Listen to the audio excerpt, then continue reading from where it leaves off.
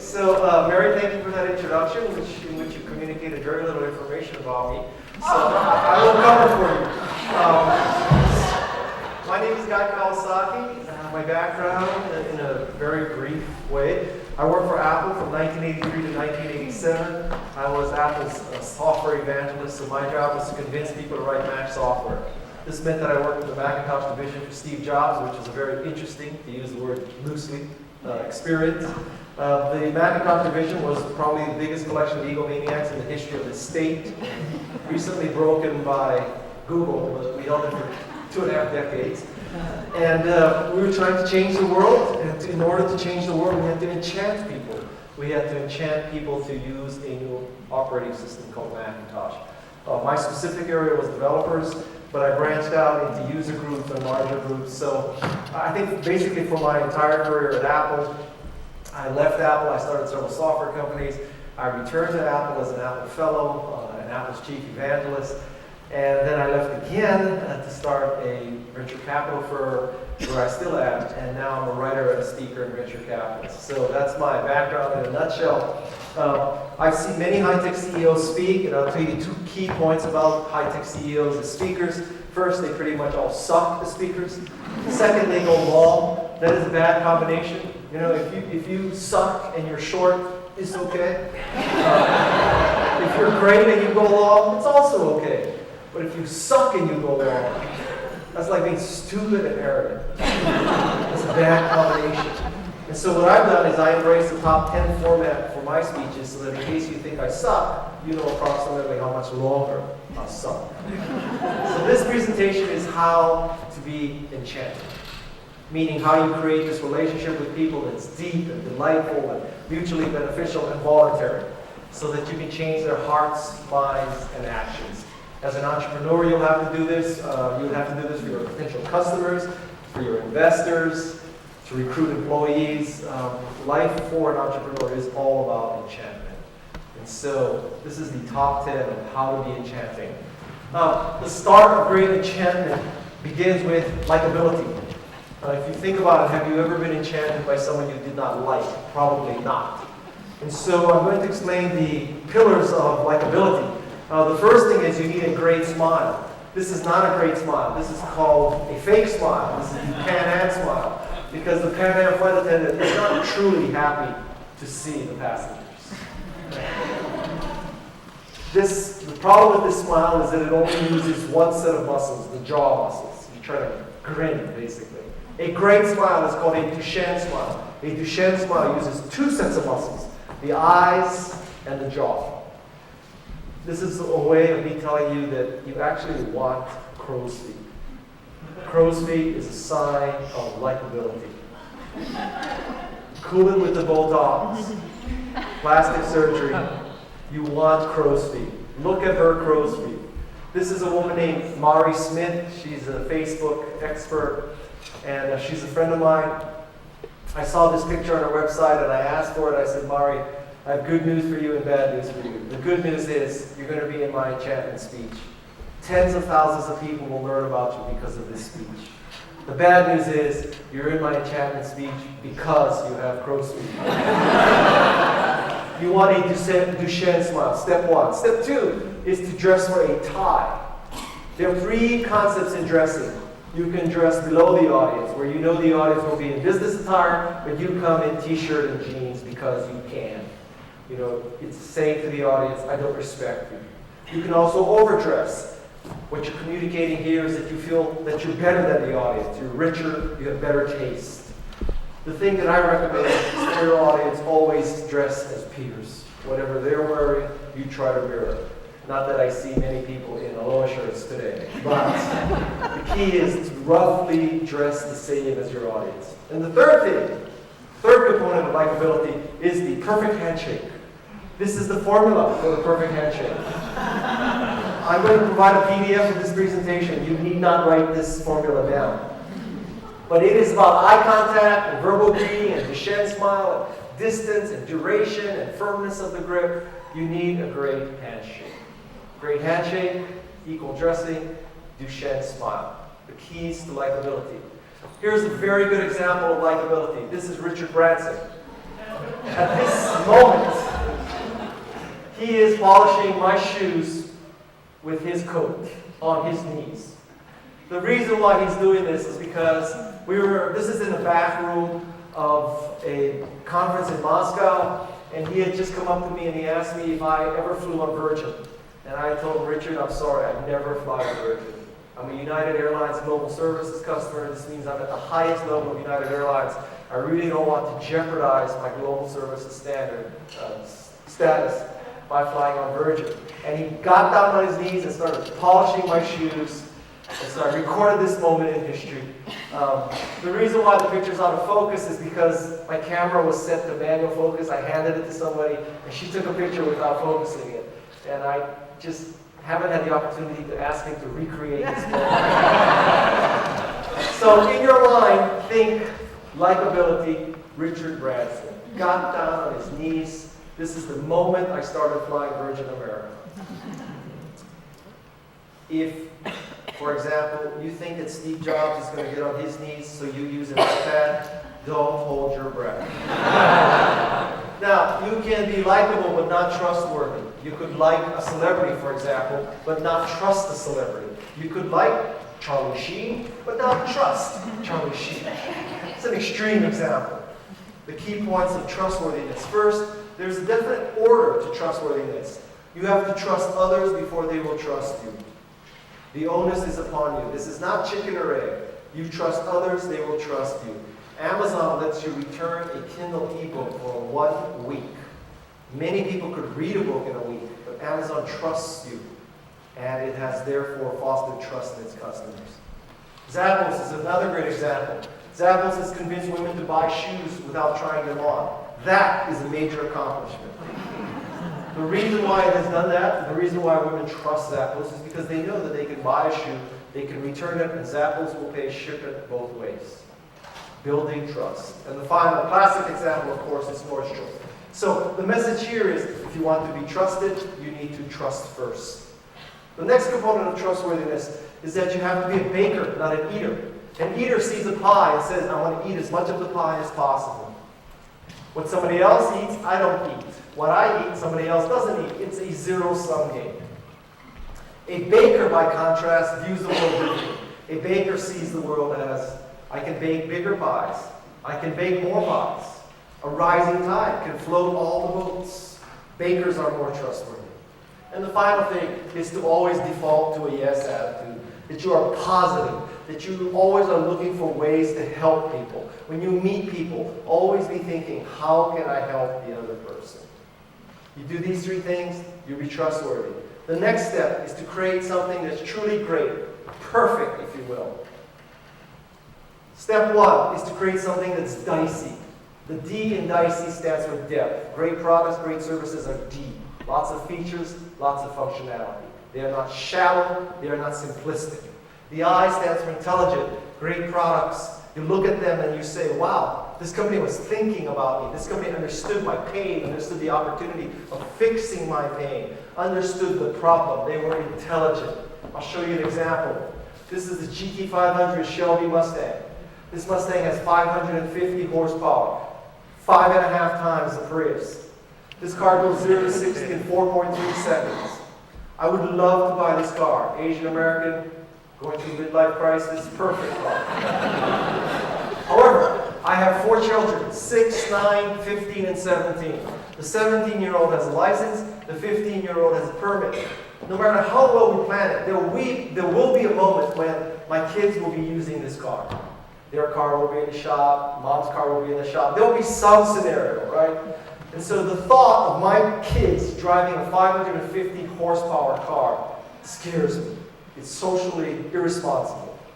However, getting back to the intelligent product. So guess what? Ford has created an intelligent product that fixes my problem. Ford has something called the My Key. And what the My Key enables you to do is program the top speed of the car into the key. So, I could program the top speed of the car to 55 miles an hour, loan my kids the car with that key, and they will not be able to exceed 55 miles an hour. I think that is a very intelligent product. The C in DICE stands for complete. Great products are complete. It's the infrastructure around them. It's not just the software. It's the string of enhancements. It's the webinars. It's the online documentation. It's the support. It's the totality of the picture. Great products, great services are complete. It's not just the car. It's just not the rubber and the steel. It's the totality of the car. The first E stands for empowering. Great products are empowering. They make you feel more creative, more productive. And finally, great products are elegant. Someone cared about the user interface. There's a beautiful user interface.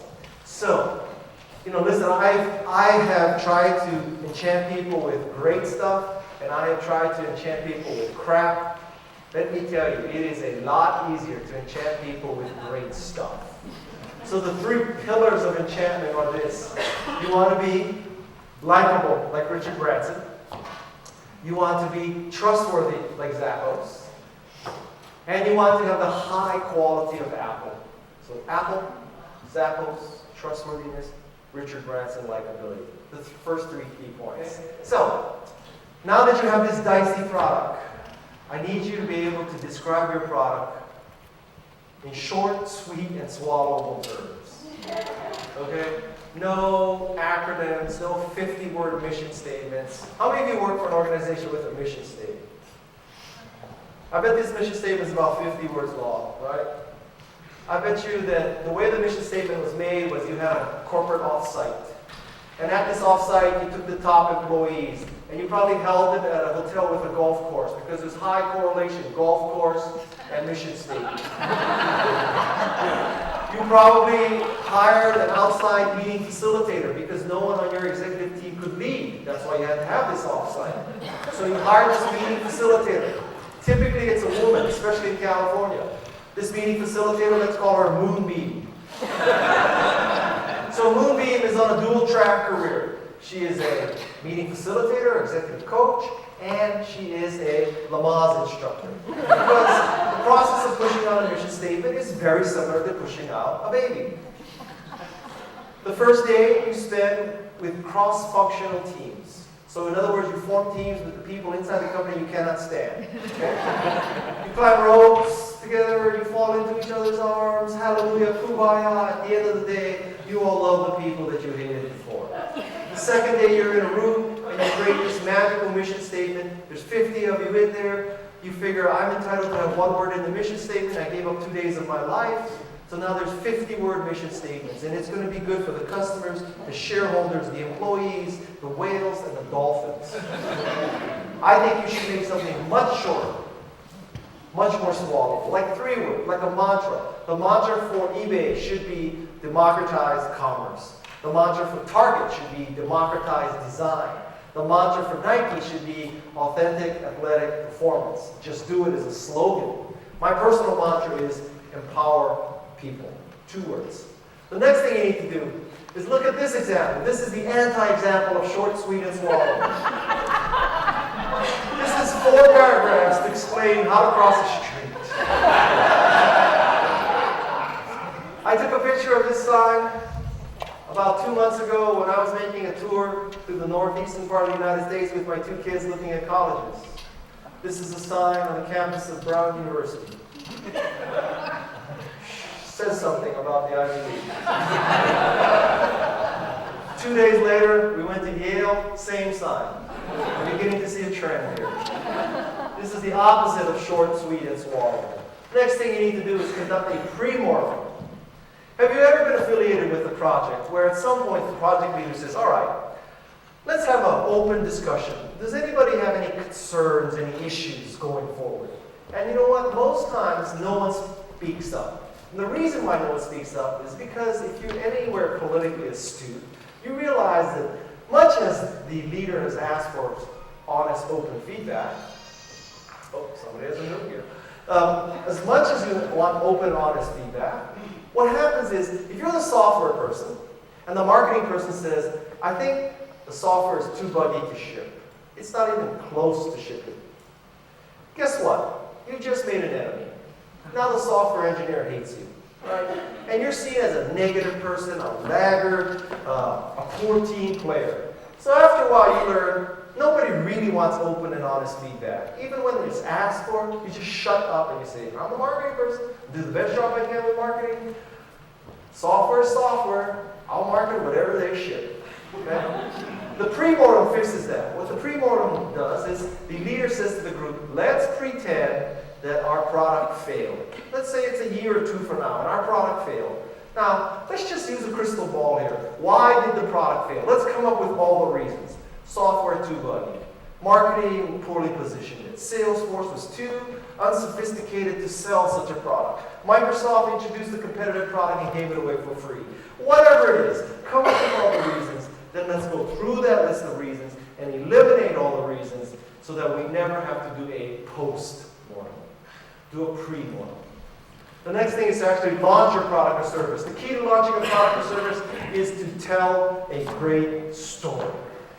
How you or your buddy were so frustrated because the only place you could use a computer was at the office. Or you had to go to a university, or a library, or you had to work for the government. And you thought, surely there must be a better way. Why can't we have a computer in our house? Why can't we have a computer that's small enough and light enough to carry? Why can't we have a computer that doesn't need an MIS department to help you use it and set it up? So we created Apple. How about your girlfriend wanted to sell her Pez dispenser online? There was no way to do this, so you created eBay. Okay? That's a total bullshit story. It's a great story. Tell a story about why your product, your service, your website should exist and why you created it. Tell a story. The next thing is to plant many seeds. I think there are two kinds of marketing right now. Marketing 1.0, marketing 2.0. Marketing 1.0. That is a funny dialogue. Marketing 1.0 is top-down. You identify the top analysts, the top reporters, the A-listers, the oracles, the powerful people. You find out who they are. They work for the Wall Street Journal, New York Times, Washington Post, 5 million followers on Twitter. You suck up to them. You suck up to them. You give your product to them. You pray that they like the product. And you pray that from the top of the mountain, they tell the hoi polloi and the great unwashed masses, you should use this product. And so they make your product. They determine your success. That's marketing 1.0. That's pre-Twitter, pre-blog, pre-Facebook. Today, marketing is inverted. And now, nobodies are the new somebodies. This is Lonely Boy 15 on Twitter. Lonely Boy 15 with 100 followers, of which 75 are bots. Lonely Boy 15 happens to love your product and spreads the word. And Lonely Boy sends it to Tiffany, and Tiffany sends it to Brooke. And next thing you know, lots of people are using your product. And then at that point, that's when the A-listers and the oracles and the pundits then write about you. Because they have no choice. Because if they don't write about you, they're seen as clueless. The key here is that in order to reach Lonely Boy 15, you have to plant many seeds. Because Lonely Boy 15 doesn't have 5 million followers, isn't on the masthead of the Wall Street Journal. Plant many seeds. It starts with engineering. You have to communicate this requirement that we will need to plant many seeds. It influences the design of your product and your service. You know, when we first shipped Enchantment 3 months ago, usually a publisher sends out about 150 copies to reviewers. Enchantment went out to 1,600 bloggers. Basically, any blogger that wanted it of any sort got it. Because I believe that nobodies are the new somebodies. So now, there are approximately 400 reviews of my book. And these reviews are from people who write for dog training blogs. They're for vegetarian blogs. But my favorite is the esthetician blog. My book owns the esthetician market. I don't know why, but estheticians like to write about my book. Okay? So if you think about it, using the old entrepreneurial lie, if just 1% of the women who care about beauty bought this book, you realize how many copies I would sell. Point here is plant many seeds.